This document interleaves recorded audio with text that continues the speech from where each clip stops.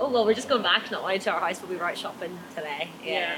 Just Bit of brunch, bit of shopping. yeah. Classic Saturday. We are trying to find a brunch spot. I think Urban Angel, I'm hoping it's on the street here. But yeah, we're very hungry and hungover.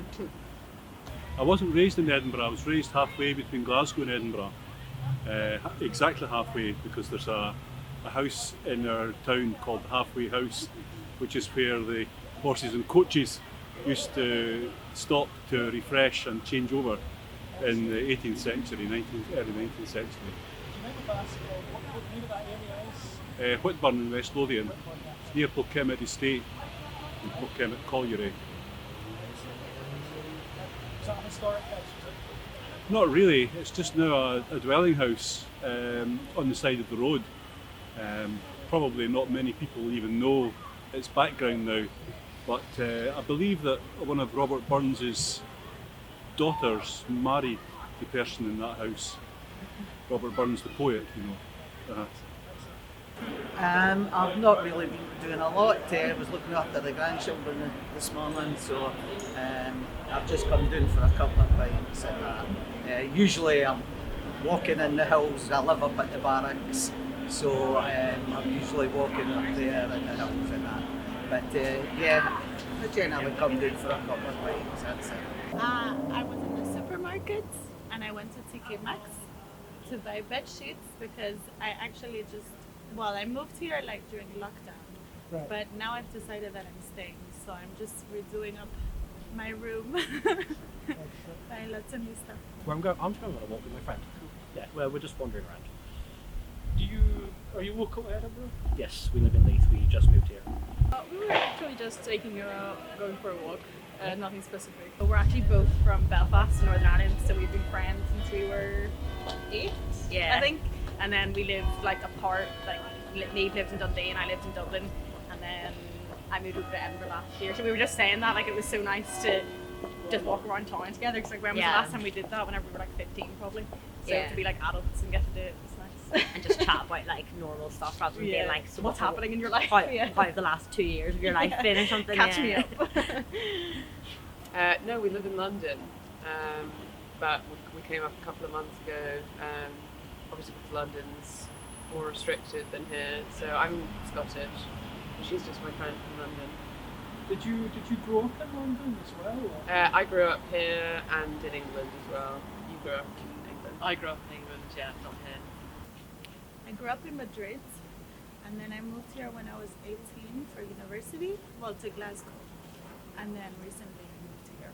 Excellent. So, how long have you lived here in Scotland? This is my 7th year now. I'm a graphic designer, and I work for a marketing agency here on Tennant Street. Yeah, that's about it really.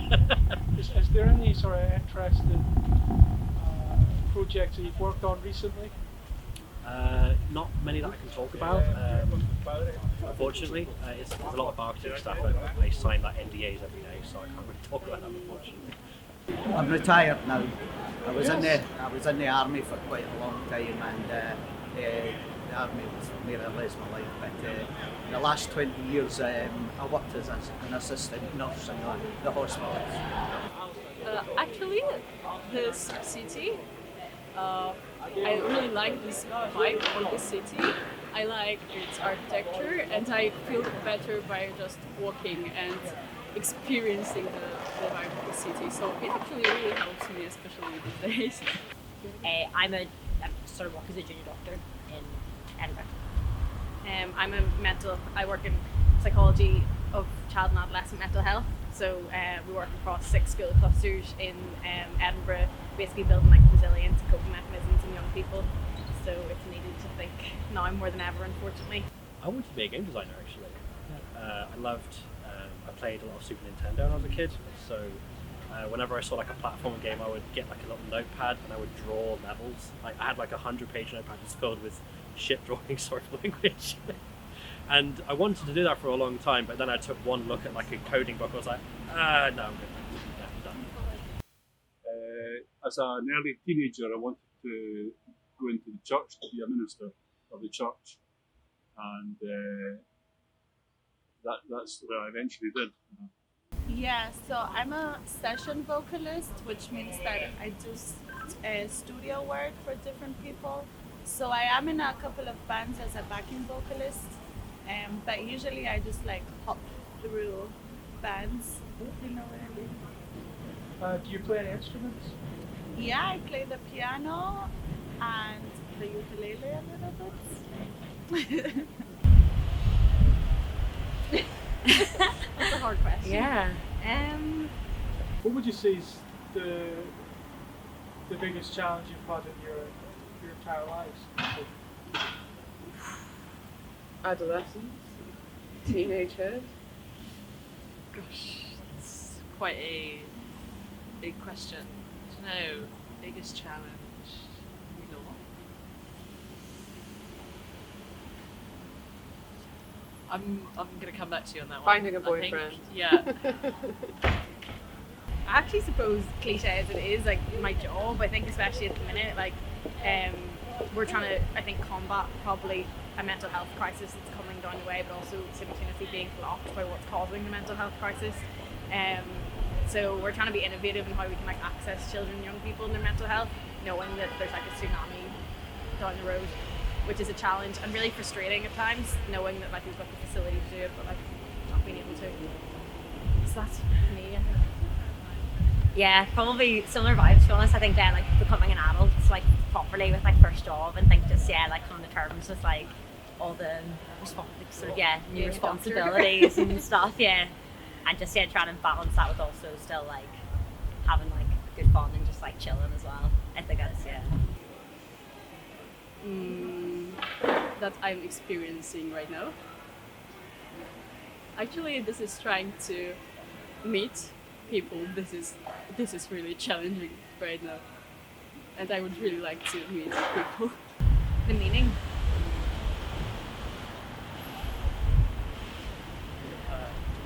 Sometimes I suppose like I wonder, if is there really much? Sometimes I don't know. Sometimes I wonder if there actually like obviously that there is a meaning, but also sometimes as well like we just kind of living and like sometimes like there might not be like massive purpose to your life, but like so long as you kind of feel within your, or like you might not do anything that like changes the way things are, but it's I suppose the meaning of an individual life probably just to like try and find some happiness and purpose in what you do. I suffer a lot of anxiety, so I feel like anything can really set me off at any moment. Obviously, this is a tricky time for everyone, so.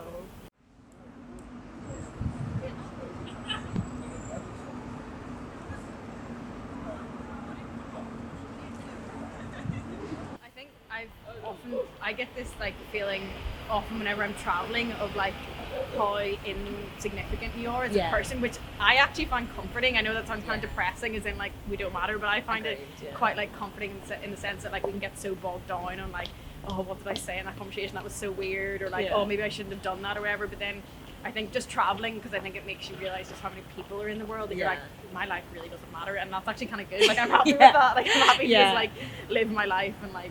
Even what I think is catastrophic, it's probably not affecting any exactly. really not many people. So I think like individually probably people have actually very little meaning in a way. Collectively there probably then becomes a greater meaning. What that is I mean, it's not quite a lot, it's just like a feeling of overwhelming feeling.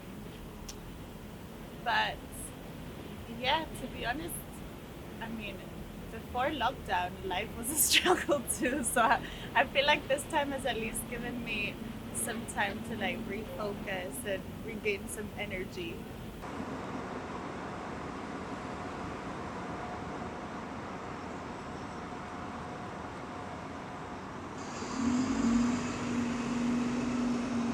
Say like I don't feel like an adult, and I don't think I'm going to until I have like responsibility for someone else, like a child, where I actually have to not be selfish and like keep something alive. That's whenever I'm gonna feel like an adult personally. I feel like one of the biggest things I'm kind of learning, I don't know if this was good, but that like everyone's just kind of winging it, and you think that like at one stage in your life you're just like, oh, I'm an adult and I've got it all sussed and it's great, but actually like even when you're like you look to your parents and you think like, oh god, like at least I have them, like they can like help me, but actually, or like there's older people in your life, but actually I think everyone's just winging it and just trying to give it a go. I think I've really make the learned most that as out of well. it. Like a lot of my friends are in like health professions, like even like you being a doctor, and like one of my flatmates a pharmacist, and starting to like see your friends in positions that you thought like that they were adults that had everything sorted out, and now you see the other side of it where it's just like they're just your mates that are like making like life-changing decisions for people. And I think it's just like, I actually thought about this the other day in like a work meeting, that I was like, we're all putting on this facade that we're like really professional and like there's like certain things you say in meetings and like emails, but actually we're all just the same, like all trying to pretend to be like, why do we do this? Do you And know then what I mean? eventually you're just I think like you especially just with, keep like, doing it, and then it's people more start to believe it's it. more obvious in like Zoom calls and stuff where like you try to have like a professional background or like what are you wearing. It's like we're all thinking the same thing, yet we're all performing to this weird like standard that we've set. Like, and actually everyone is just being like, oh, I don't really know what I'm doing, but I'm gonna try. Yeah, just gonna go for it. We both work for a bank. Yeah. Being alive, it's whatever you make of it, really. I don't think there's any sort of predetermined way to live. It's whatever you think is right.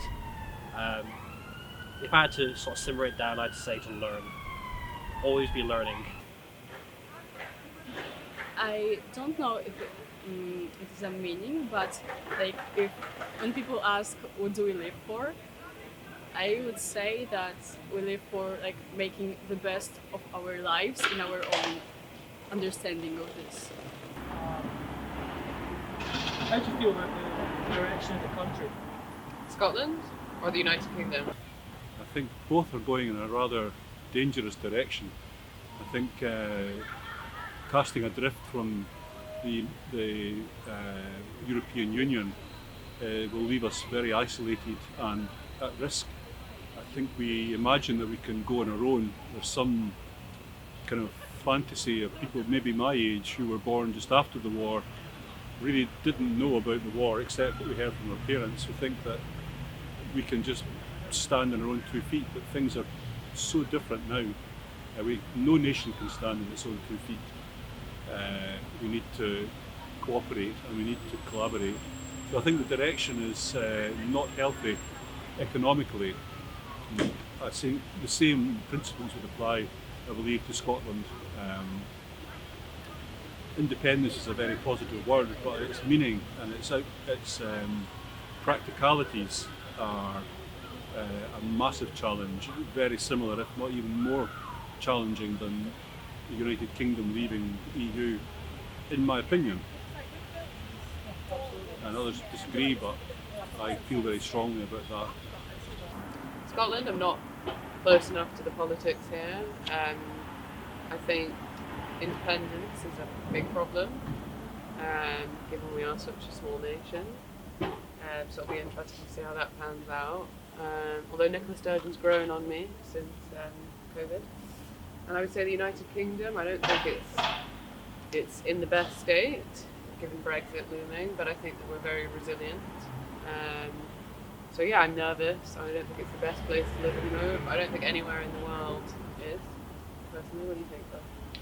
Yeah, I think it's going to be a pretty tough time for the country as we go into recession and getting Unemployment. through and continuing to go through coronavirus. I think it's pretty bleak Winter, outlook. Yeah, bleak it's pretty outlook. depressing. It's pretty depressing.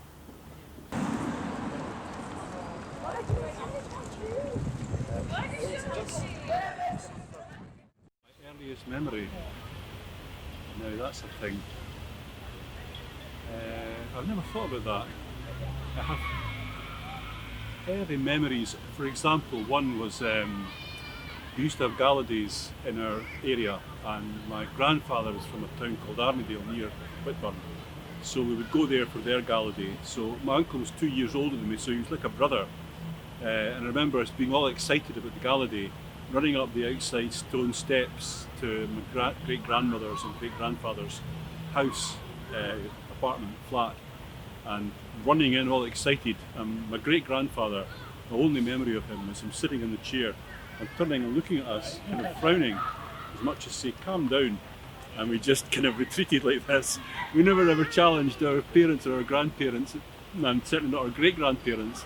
But that was a kind of austere moment. But other memories were not so austere and much happier. Where do you think morality comes from? Morality? That's a tough question. I definitely used to think that it came from your upbringing and society and how they. So I think like whenever I look at like my social media, I'm like, yes, the world's so liberal. Like there's nothing wrong with the world. Like everyone votes for Joe Biden and not Trump. And then you hear that 50% of America actually vote for Trump. Yeah. So it's really hard, I think, because I think we want to believe what we believe. Yeah. And I think the current climate hopefully is having a positive impact on people and really having people stop and think. But I suppose the greatest worry is that like things are just going to go back to normal and everyone's going to forget like all the valuable things we learned. So it's a hard one. I hope that we're heading in a positive way, but it's hard to tell. Easy, I think, to get overwhelmed and just kind of want to almost like just like stick to what you believe what you want to feels hear. nicer rather than what the reality is. But It's gone. I used to think it came from your surroundings and what people told you to believe. Some people think it comes from human nature. I think it generally comes from your exposure to other people. I generally think it's like a crowd influence sort of thing. And whether I don't think we ever began with. I don't think people are born hateful, but I do think they have the capacity for kindness. So. Mysterious. Other people, like actually other people are the most mysterious things I've ever experienced. This is something like you cannot analyze it, never like fully. This is something that is mysterious. If I could do anything, I wouldn't change a thing. I'm exactly where I want to be. I would say always see things from other people's perspective, even if you don't agree with it. That no one actually gives a shit what you do and take great comfort in that. Yeah. I think that's one of the biggest lessons actually Just, come back to that I've learned, I think. try to be nice and have fun, because No one cares. actually, that's In a probably nicer way possible. probably the greatest impact you can have is on those people like directly around you. Don't stress the big things maybe as much. Yeah. I would say stay close to your loved ones, be positive, which is not always easy, and really have a lot of hope inside you. Be positive, really. Just stick with it. You'll get there. Everything will be fine in the end. That's wonderful. If there's anything else you want to say. No, that's everything. Okay. Very great.